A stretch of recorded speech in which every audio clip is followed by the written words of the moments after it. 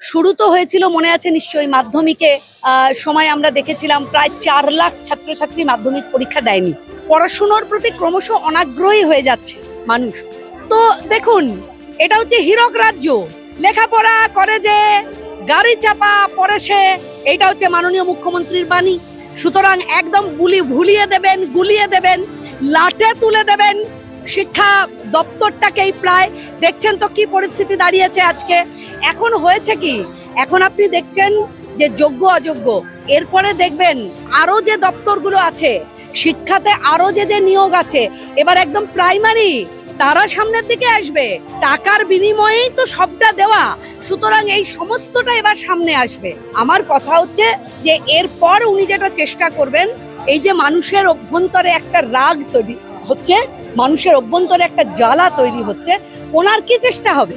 উনি সেই জ্বালাটাকে জুড়োবার জন্য কি করবেন? উনি সুন্দর করে 500 টাকা বাড়িয়ে দেবেন লক্ষ্মীর ভান্ডার, ব্যাস মানুষ ভুলে যাবে। ভুলে যাওয়াটাই তো ওনাদের শক্তি, আমরা ভুলে যাই, সেটাই তো ওনাদের শক্তি।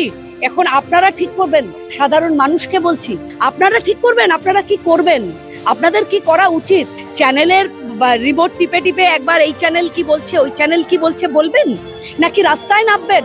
একদম রাস্তায় নামবেন, রাস্তায় দাঁড়িয়ে প্রতিবাদ করবেন। কারণ আপনার সন্তানকে যে মানুষের মতো মানুষ গড়ে তুলছে তাকে লাঠি মেরেছে এই সব্যসাচী দত্তের মতন দোগলার নেতাগুলো, যারা এখানে ওখানে ঘুরে বেড়ায়, সেই লোকগুলো জুতো তুলে মেরেছে শিক্ষকদের।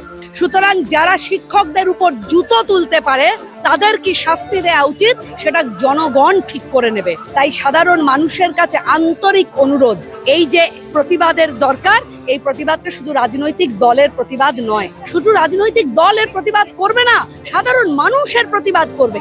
তাই আপনারা আপনাদের প্রান্তিক গ্রামের প্রান্তিক গলিতে প্রতিবাদে সোচ্চার হচ্ছেন কিনা সেটাই একমাত্র পথ এর থেকে বাঁচার। তা না হলে আজকে শিক্ষকদের দেখছেন, গতকাল ডাক্তারদের দেখেছেন, এরপর সবাইকে দেখবেন।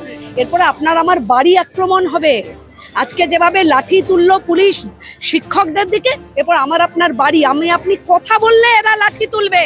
এই জায়গা আসছে, এই দিন আসছে। সুতরাং আমরা ঠিক করব, আপনারা ঠিক করবেন কি আমাদের করণীয়। নিউ টাউনে এবার সাংস্কৃতিক কেন্দ্র করার কথা বলেছেন, কে বলেছেন? মুখ্যমন্ত্রী ঘোষণা করেছেন। উনি আগে ডিএটা দিন, ওনার ডিএ দিতে গিয়ে যা হবে হালত, তাতে উনি আগে ডিএটা দিয়ে উঠুন। আর যে পুলিশরা লাঠি চালালেন, পুলিশ আপনি মারলেন এত, আপনার ডিএ বাড়লো কত এটা কিন্তু দেখে নেবো আমরা। কারণ ডিএ না পাওয়ার জন্য যখন আমরা আন্দোলন করব, তখন কিন্তু আমরা আপনাদের জন্যও বলবো। সন্তানদের সামনে রক্তমাখা হাতটা নিয়ে লুকাতে পেরেছিলেন তো? কারণ সন্তানরা যদি আপনার হাতের রক্তটা দেখে নাই, জিজ্ঞেস করবে, বাবা আজকে কাকে মেরেছো? কাল তো ডাক্তারদের মেরেছিলে, আজকে বাবা কাকে মারলে? শিক্ষকদের, টিচারদের মেরেছো, বাবা তোমার হাতে টিচার মারার রক্ত, এটা হবে। সুতরাং তৈরি থাকুন, আগামী প্রজন্ম আপনাদের ক্ষমা করবে না, এইটুকু বলতে পারি।